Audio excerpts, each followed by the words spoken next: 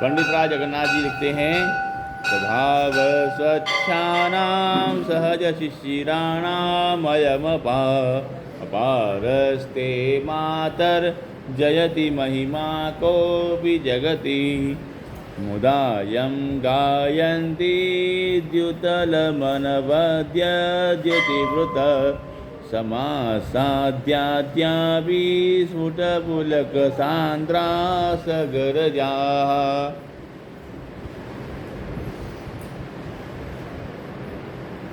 जो स्वभाव से ही स्वच्छ है,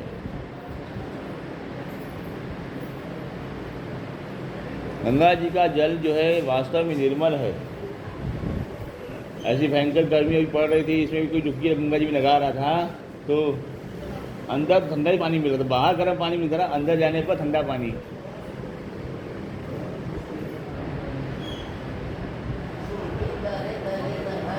हाँ हाँ हाँ। तो गंगा जी का स्वभाव है शांत, शीतल और स्वच्छता।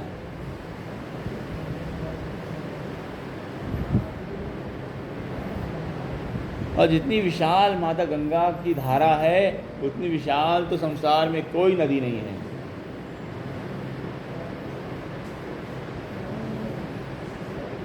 चाहे यूँ कहा जाए केवल गंगा की धारा ही संसार में बह रही है, बाकी कोई और जलधारा है ही नहीं।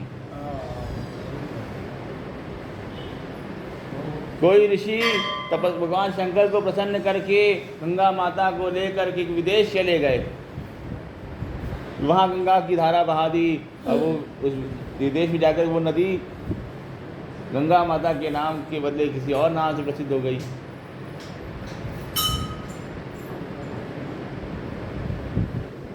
जहाँ कोई ऋषि नहीं गया वहाँ सूखा पड़ा है, रेगिस्तान है। इसलिए केवल गंगा की ही जलधारा सब जगह बह रही है।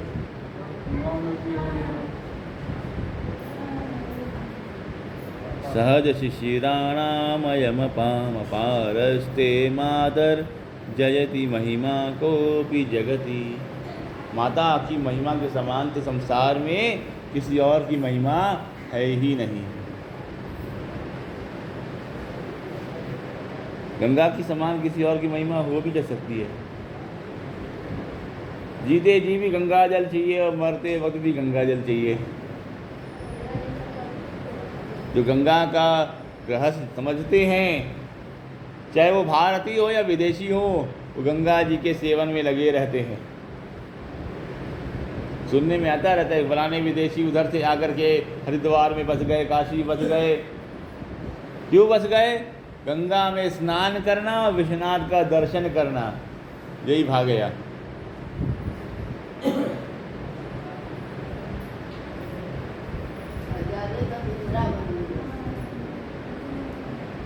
वहाँ भी गंगा ही है, मानसी गंगा है वहाँ पे।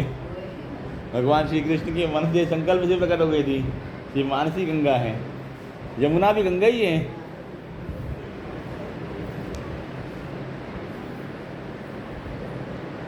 जो भी धरती पर आई वो सारी नदी गंगा ही हैं। जब पहाड़ों से निकलती हैं, धरती पर आती हैं, ये सारी नदियाँ गंगा ही हैं, उन्हीं का स्वरूप है। मुदा यं गायन्ति द्युतलमनवद्यद्युतिभृतः समासाद्याद्यापि स्फुटकुलकसान्द्रा सगरजाः। विद्वान गण, भक्तगण आपकी महिमा को तो निरंतर गाते रहते हैं।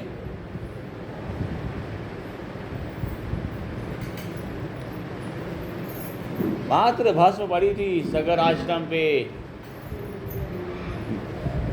कपिल आश्रम पे 60,000 सगर पुत्रों की, और भस्म केवल गंगा जी के जल बिंदु के स्पर्श मात्र से सारे के सारे तर गए।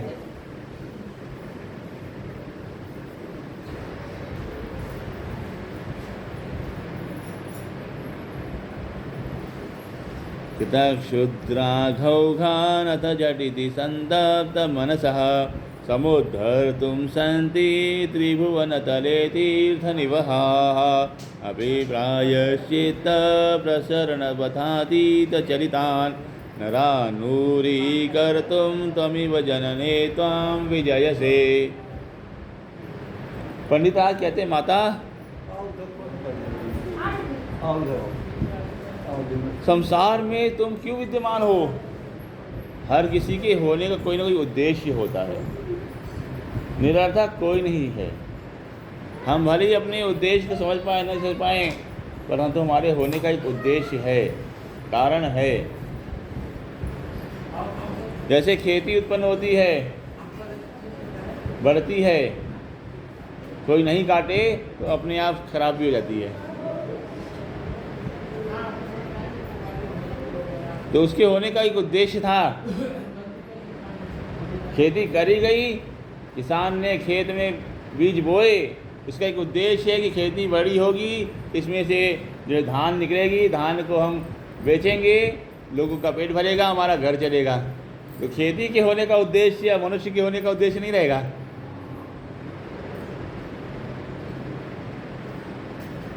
जिसको खा करके मनुष्य जीवित है उसका उद्देश्य है, और खाने वाले मनुष्य का उद्देश्य ना, वैसे तो हो नहीं सकता। भगवान भी किसान ही है और हम उसकी खेती है। तो गंगा माता भी खेत के बीज ही हैं, श्री कृष्ण के खेत की बीज है वो भी।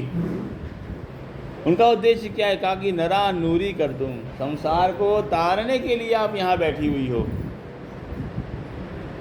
तारना ऐसा ही नहीं कि केवल मरने के बाद जो है गंगा जी में अस्थियां विसर्जन कर दिया तो मोक्ष मिल जाएगा। गंगा माता हमको अनेकों प्रकार से तारती हैं। गर्मी लग रही, डुबकी लगा लो, गर्मी खत्म। प्यास लग रही, पानी पी लो, प्यास खत्म। और जो मांसाहारी का भक्षण करने वाले हैं उनके लिए भी सुविधा माता गंगा दे रखी है। उनके अंदर में रहने वाली मछलियों को भी माता गंगा ने आहार दे रखा है, विहार दे रखा है। तो सबके लिए कुछ ना कुछ माता गंगा व्यवस्था करके रखती हैं। भगवान ने सबकी व्यवस्था कर दी है, सबको लक्ष्य भी दिया हुआ है।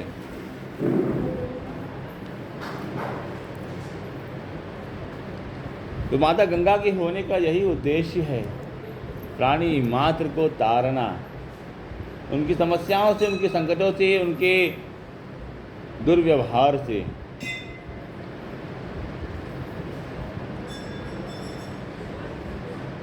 परंतु हम लोग भरोसा नहीं करते। इसलिए पंडिता जगन्नाथ कहते हैं कृतक्षुद्रा घौघानथ झटिति संतप्त मनसः। हम लोग जो है तुरंत ही तप्त हो जाते। कोई दुख आया बस फौरन भगवान पे इल्जाम लगा दिया। हमने इतनी पूजा पाठ करी, इसका फल क्या मिला? आज हमको इतना दुख हो गया।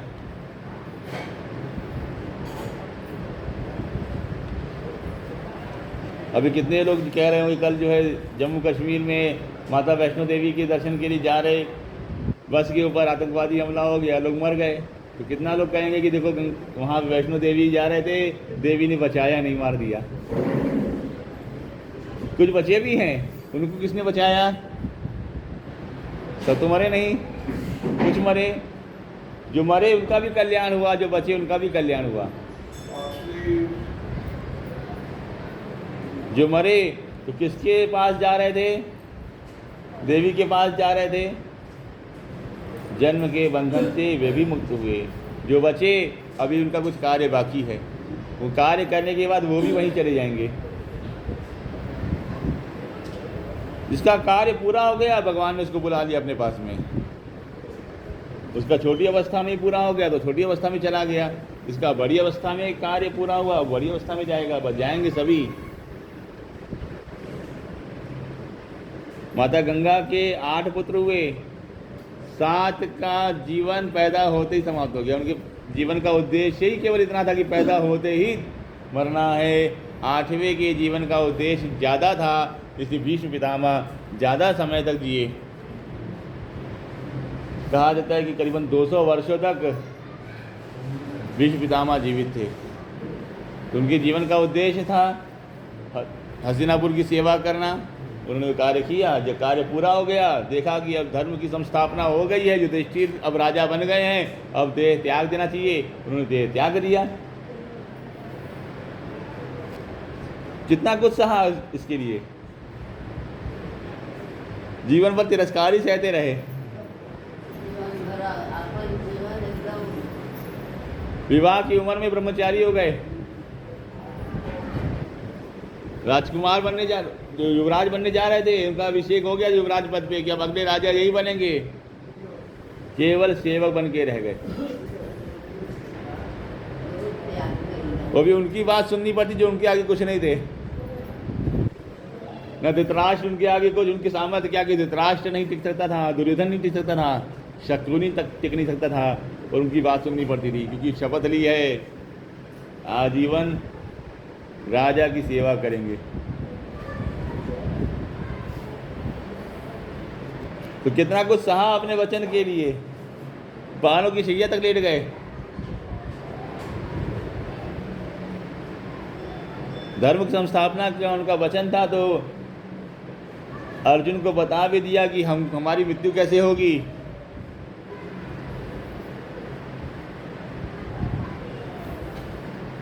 यदि कोई स्त्री आगे खड़ी हो जाए तो हम युद्ध नहीं करेंगे।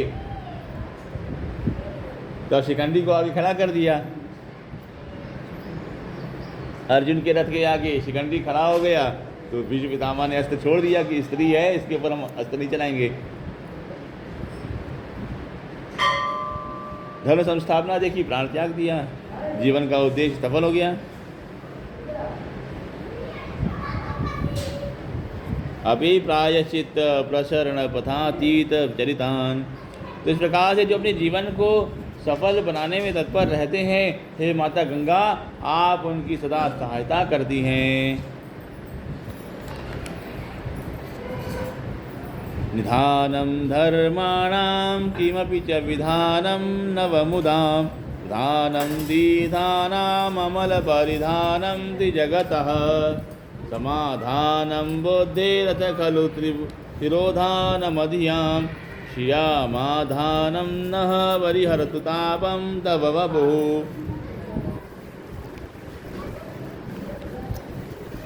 पंडित राज कहते हैं,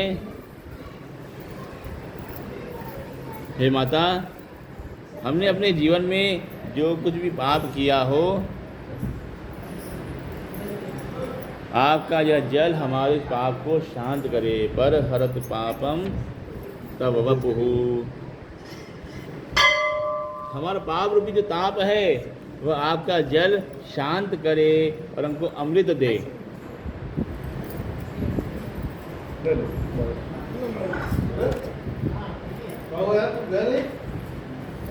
आप में सारे धर्म विद्यमान हैं।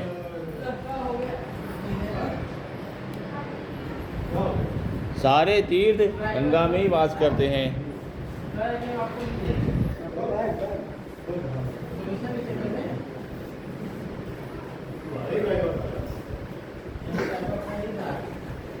संसार का सौभाग्य बढ़ गया जब माता गंगा का अवतार धरती पर हुआ। आज चतुर्थी है, चौथा दिन है। 10 दिन का ये पूरा क्रम था जब माता गंगा आकाश से स्वर्ग के रास्ते धरती पर आई हैं। 10 दिन में भगवान शंकर की जटा कलाप से जब पधारी, ब्रह्मा जी कमंडलों से निकली, कमंडलों से निकलते निकलते स्वर्ग के रास्ते धरती पर आई, तो पूरा 10 दिन का समय लगा। इसलिए 10 दिन का ये उत्सव होता है, गंगा दशहरा।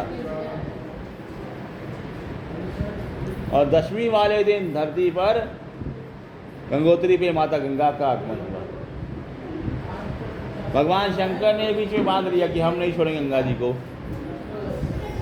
भगीरथ ने कहा कि प्रभु आपने वचन दिया था, भगवान शंकर ने कहा हमने वचन दिया था गंगा जी को सिर पे धारण करेंगे, हम गंगा जी को छोड़ देंगे, ऐसा कोई वचन नहीं दिया था हमने। भगवान शंकर की बात को समझ करके भगीरथ दोबारा भगवान शंकर की आराधना करने लगे। भगवान शंकर कहते बताओ क्या वरदान चाहिए।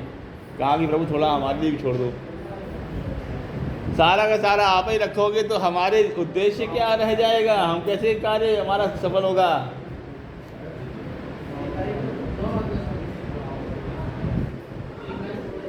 तब भगीरथ की प्रार्थना पे एक जलधारा भगवान शंकर ने छोड़ दी। पुरोधावं धावं द्रविणमदिराघूर्णितदृशां महीपानां नानातरुणतरखेदस्य नियतं ममैवायं मन्तुः स्वहितशतहन्तुर्जडधियो वियोगस्ते मातर्यदिह करुणातः क्षणमपि। कितने निकृष्ट लोग रहते हैं, मदिरा पी करके घूमते रहते हैं। मदिरा घोर दिशाम,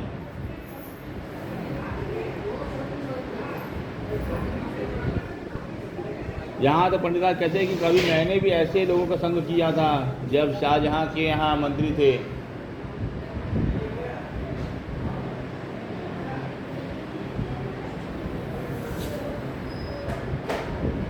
पंडित राज कहते हैं कि मैंने ऐसे राजाओं का संग किया, परंतु तुमने तब भी मेरा साथ नहीं छोड़ा था। हे माता, तुम आज भी मेरा साथ मत छोड़ो, आज भी मेरे धर्म की परीक्षा है, तुम आज साथ देने आओ। मरुल्लीलालोलहरि ललिताम्बोज पटलस् खलत् पांसो व्रातच्छूर्ण विसरत् कौकुमरुचि सुरस्त्री वक्षोज शरदगरुजम्बाल जटिलं जलं ते जङ्घालं मम जननजालं जरयतु। पंडित राज बड़ी करुण प्रार्थना करते हैं माता से। मरुल्लीला लोल लहरी ललिताम्बोज पटल। जब हवाएं चलती हैं तो हवाओं के चलने से तुम्हारी जो लहरें जो उफान को आती हैं तो चलती हैं, उसमें जब तुम्हारे जल में खिल रहे कमल हिलते हैं तो उस कमल में जो केसर होता है वह तुम्हारे जल में घुलता है।